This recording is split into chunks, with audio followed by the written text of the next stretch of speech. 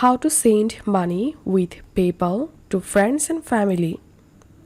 First of all, create your PayPal account. Once you create it, you will jump into your PayPal dashboard like this. Here, click on Pay and Get Paid and click on Send Payments.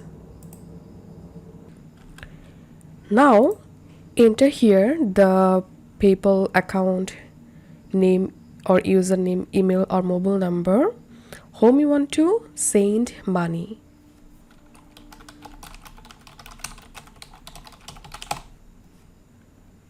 Now select the account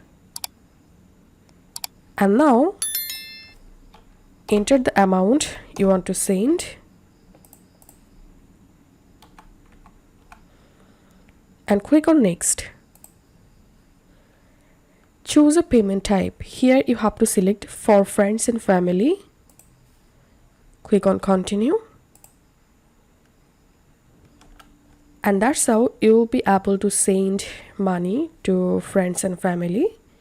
If you find this video helpful, make sure to subscribe. See you in the next video.